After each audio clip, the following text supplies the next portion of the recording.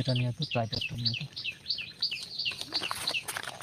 মনে করো না তুই একটু যা তোমরা দুজনেই ঠিক আছে ঘাসার জন্য কম্পিটিশন ওদের মধ্যে যখন গেলি তখন আমরা একটু এখন হাত করে ঠিক আছে কোনটা এটা বাদ দিকে আছে হ্যাঁ চারটা এই যে দেখি এই কর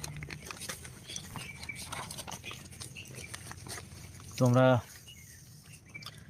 তো সব কিছু জানো শুনেছো। তো আমি আজকে এসেছিলাম বিশেষ একটা কাজে বলতে, মানে এখানে নাকড়াকুড়িতে আমার শাশুড়ি মাতা তো আসেননি, ও হচ্ছে কর্দবাড়িতে আছে। আর এখানে এসছি, এই যে এগুলো চিঠি নিয়ে এসছি, মানে এই গ্রামে দিতে হবে। আর এটা আমার ভাই, এটা মামার ছেলে হয়। আর এটা তো মামি, তোমরা জানোই, এই যে দুই দিদা, বর্মা হবে, ওটা দিদা হবে, এটাও দিদা। ও বলছে মানে এই দিদাগুলো বলছে যে তুই একটা লাইভ কর ইমিডিয়েট। মানে আমরা ভিডিওই করতে পারছি না, মানে মানুষকে যে জানাবো একটা কথা, ওটাই আমাদের মানে পরিস্থিতি, আমাদের মানে কি বলবো এখানে, মানে বলার কোনো আমাদের কিছু নেই। আমাদেরও ইচ্ছা, আলপনার তো জীবনের সব থেকে বড় ইচ্ছা ছিল যে জন্ম মৃত্যুর এই মানে মায়াতে যেন না থেকে ভগবানের শ্রীধাম সেই গোলক বৃন্দাবনে যেন থাকতে পারি, যেখানে জন্ম মৃত্যুর ভয় নেই। জন্ম হলেই মায়া, আর মায়া হলেই কষ্ট, আর মৃত্যু হলেও তো তোমরা জানো কত কষ্ট। তো বেচারি জীবনে কিছুই পায়নি। বেচারির সঙ্গে আমার 2013 সালে প্রথম দেখা হয়, তারপর তো 2017 সালে 10ই জানুয়ারি আমরা বিয়ে করি। আর অনেক লং টাইম, বিশাল সম্পর্ক, যেগুলো কোনো দিনও মানে কাটানো আমার পক্ষে সম্ভব না। আজকে আমি হয়তো তোমাদের কিছু প্রশ্নের উত্তর দিতে পারবো না আমি, কিন্তু কিছু এতটুকুই বলবো। তারপরে এতটা সময়, লং টাইম আমাদের জীবনটা কেটে গেল। বাড়িতে প্রথম অবস্থায় সমস্যা ছিল, বাড়িতে মেনে নিয়েছিল না। তো আমি ভেবেছিলাম যে যেখানে আমার, যাকে আমার, যে আমার জীবন, যাকে আমি এত ভালোবাসলাম, তাকে মেনে নিল না, তাহলে আমিও চলে যাব। দিয়ে বাড়ি থেকে বের হয়ে যাই, দীর্ঘ 6-7 বছর বাইরে থাকলাম। তারপরে এই যে লাস্টের দিকে আমাদের প্রায় সব কিছু ঠিক হয়ে গেছিলো, মানে আমরা জায়গা খুঁজছিলাম তো, কিন্তু বাবা মা, মানুষ কতদিন বাবা মাকে আমাদেরকে বের করেছিল, কিন্তু বাবা মা তো কতদিন আর সেটা লুকিয়ে রাখবে। তো সব কিছু প্রায় ঠিক হয়ে গেছিলো যে আমরা কিছুদিন পরেই যাব কর্দবাড়িতে, বর্ষাতেই চলে যাব। এই যে এই মামিটার সঙ্গে গল্প করেছিল, তো হ্যাঁ, তো এবার তার মাঝখানেই আপনার তো জানো যে তোমরা হঠাৎ করে একটু গাঁটে ব্যথা, তো গাঁটে ব্যথা, তো আমরা কিন্তু 10 বছর থেকে হোমিও ওষুধ খাই। আমরা নিম্নবিত্ত শ্রেণীর লোক, প্রত্যন্ত গ্রামের লোক। আর যেখানে খেতাম আমরা হোমিও ওষুধ, সকলেই খেতাম, ওখানে আমরা 10 বছর ধরে ওষুধ খেয়ে ভালো আছি সকলেই। ওর মায়ের হার্টের পেশেন্ট, থাইরয়েডের প্রবলেম আছে, তারপর বিপি বেশি, মানে ব্লাড প্রেশার হাই, আরও নানান সমস্যা আছে, ইউরিনের প্রবলেম আছে। ওই ডাক্তার, যে ডাক্তার, ও একজন বড় ডাক্তার, পাশ করা ডাক্তার, কিন্তু হোমিও। ওর বাবাও ছিল বড় ডাক্তার, ওর কাছে, ওর ছেলের কাছে এখন খাচ্ছে। আগে বাবাটা মারা যায় করোনায়। তো ওখানে আমরা প্রথমে, তোমরা তো জানোই, আলপনাকে নিয়ে যাই, নিয়ে গিয়ে বলছে কোনো ব্যাপার না, এটা হয়তো ছোটোখাটো প্রবলেম, ওষুধ খেয়ে থাকো আর দেখো। তো আমরা ওষুধ খাওয়াই ওকে, খাইয়ে 1 মাস পর মোটামুটি ভালোই ছিল, তখন অতটা সমস্যা ছিল না। তারপর ওখান থেকে 1 মাস ওষুধ খেয়ে কয়েকদিন জ্বর হয়েছিল মনে হয়, মানে ওই ব্যথার জন্য। তখন ওকে আবার একটা ভালো একটা ফিজিশিয়ানকে দেখাই, এমডি কি ফিজিশিয়ান আমি অত ভালো বুঝি না, ডিগ্রি হয়তো এমডি, মানে ও জেনারেল ফিজিশিয়ানই ছিল। তো ডাক্তার ওষুধ দিয়ে তারপর অনেক কিছু টেস্ট করলো, টেস্ট করে বলছে যে, আমরা পরীক্ষা নিরীক্ষা করলাম, তোমরা তো সবই জানো, তাও বলছি, মানে আমার সঙ্গে কি হল, ভগবান কেন এমন করলো, কি অপরাধ করেছিলাম। তো তারপর দেখাই 1 মাস হোমিও ওষুধ খেয়ে, তারপর বলছে যে ঠিক আছে, ওর আয়রনের কম আছে শরীরে, এই ট্যাবলেট দিলাম, এই দিলাম, ওষুধ খাও, ঠিকঠাক হয়ে যাবে। আর ব্লাড ট্রান্সফ্লেশন করতে যেও না, কারণ আমরা ব্লাড কৃত্রিমভাবে তৈরি করা যায় না, আমরা জোর করে ব্লাড ট্রান্সফ্লেশন করি, কিন্তু ন্যাচারালভাবে ব্লাড ট্রান্সফ্লেশন কিন্তু ভালো না। মানে একটা অন্য কারো রক্ত তুমি নিচ্ছ তোমার শরীরে জোর করে, হয়তো বেশিরভাগ ক্ষেত্রে সাকসেসফুল হয়ে যায়, কিন্তু অনেক রকম প্রবলেম ধরা পড়ে পরবর্তীতে, মানে প্রাণহানিও হতে পারে, যতই তোমার গ্রুপ একই থাকুক।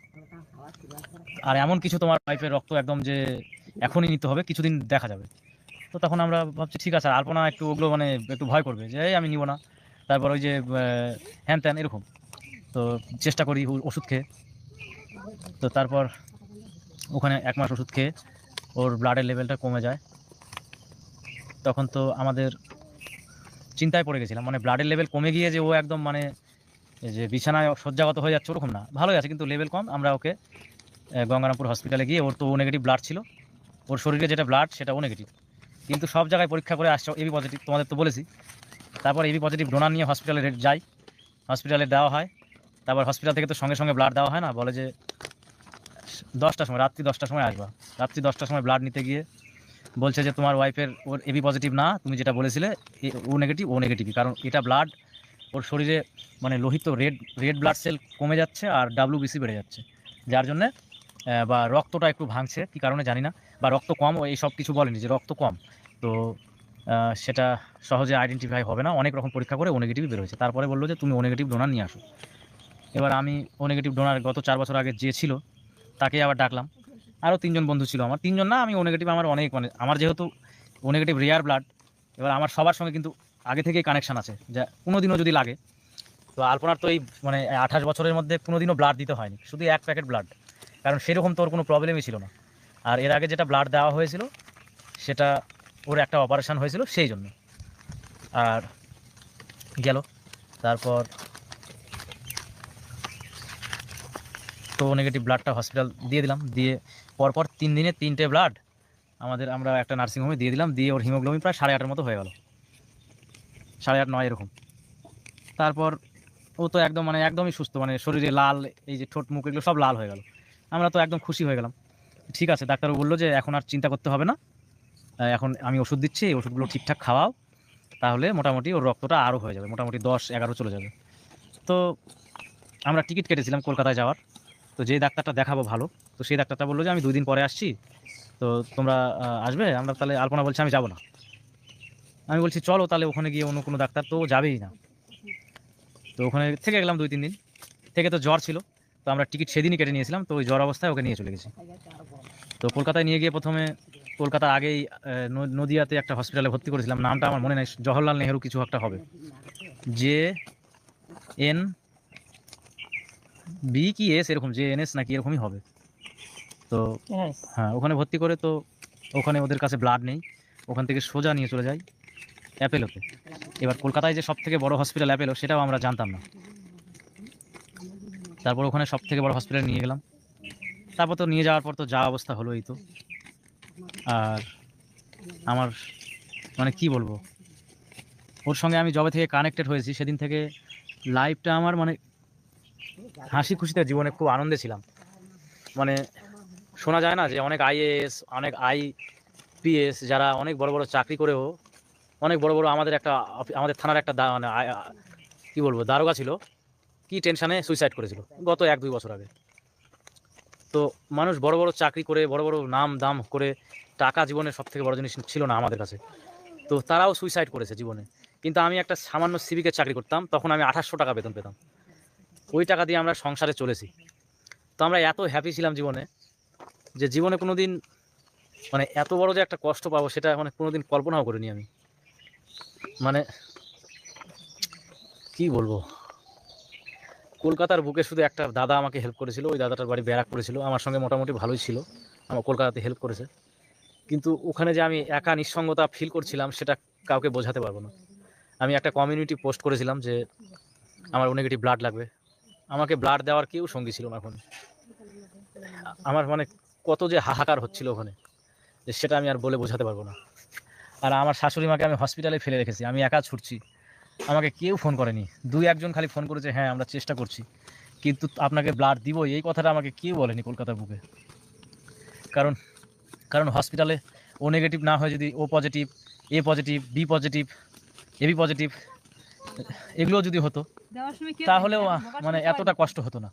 কিন্তু এমন একটা ব্লাড গ্রুপ ওর, ও নেগেটিভ, মানে ভগবান আমাদের কত বড় পরীক্ষা নিল। তো ওখানে গিয়ে আমার শাশুড়ি মা তো না খেয়ে আছে, আর আমি তো আজকে দিয়ে 10 দিন হলো কিছুই খাইনি, ভাত খেয়েছি শুধু, আজকে প্রথম। আমাদের নিয়ম আছে তো কেউ চলে গেলে খাওয়া যাবে না, ফল টল একটু খেয়ে থাকতে হবে 2 বার অল্প করে। আর আমি ভেবেছিলাম যে আজকে হয়তো একটু ভাত খাবো, তো কালকে একটু মানে আমি প্রথম মানে এই কয়েকদিনের মধ্যে একটু সুস্থতা ফিল হালকা করছিলাম, মানে এই কারণে মানে আমার শরীরে মানে বুকে ব্যথা করছে। আমার শাশুড়ি মা আমাকে বলছে যে তুমি এত ভেঙে পড়লে হবে, তোমাকে নিয়ে আমাকে বাঁচতে হবে, তুমি ছাড়া আর আমার কে আছে। তো বেচারি, আমি তো স্বামী হই, ওর সঙ্গে আমার 12 বছরের সম্পর্ক, তাতে মনে হচ্ছে যে 12 যুগের সম্পর্ক। আর যে বেচারি মা হয় তার অবস্থাটা কি হয়েছে। তো তো এর মাঝখানে কলকাতা সেই হসপিটালে তো অনেক ধরনের সমস্যায় সম্মুখীন হতে হয়েছে। তো তখন আমাকে আমার পাশে দাঁড়ানোর মতো কেউ ছিল না, আমাকে বুদ্ধি দেওয়ার মতো কেউ ছিল না। তখন শুধু আমি নিঃসঙ্গতা আর বুকের মধ্যে আমার যেটা আভি একটা থাকে না, সেটা কুড়ে কুড়ে খাচ্ছিল যে ঠাকুর আমি কি, আমাকে আলপনাকে তুমি ঠিক করে দাও, যেই করে হোক। আমি বলেছিলাম যে মানে লাস্টে এমন হয়েছিল যে আর যদি ওর যে গল ব্লাডারে যে স্টোনটা হয়েছিল, সেই স্টোনটা যদি আমরা 1 মাস আগে অপারেশন করে নিতাম, তাহলে এতদিন আলপনাকে আর বাঁচানো যেত না, তাহলে আগেই শেষ হয়ে যেত। তো গল ব্লাডারটা কোনো ম্যাটার না, ডাক্তারবাবু বলছে যে গল ব্লাডার, স্প্লিন, তারপর জন্ডিস, সারা বছর জন্ডিসের ওষুধ খেলেও ভালো হতো না, তার কারণ অন্য প্রবলেম। তো আমার ওয়াইফের এই যে যেটা গল ব্লাডারে স্টোন হয়েছিল, সেটা জাস্ট 1 সেন্টিমিটারের ছিল। বলছে মানুষ 8-9 এরকম সেন্টিমিটারে এতগুলো পাথর হয় নাকি, তোর একটা সামান্য, ওটার জন্য কিচ্ছু হয়নি। আর ওটা যদি অপারেশন করতো হয়তো রুগী আরও সিরিয়াস হয়ে যেত বা আরও কিছু প্রবলেম হয়ে যেত। তো আমরা বুঝতেই পারিনি, যদি আমরা ওর যদি থ্যালাসামিয়া থাকতো বা অন্য কোনো অসুখ থাকতো, তাহলে মানা যেত যে ব্লাড সমস্যা আছে, ওকে ব্লাড দিতে হবে। যে মানুষটার কিছু নেই, এই মানে 28 বছর ধরে কোনোদিন ব্লাড দিতে হয়নি, শুধু 1 প্যাকেট ব্লাড লেগেছিল।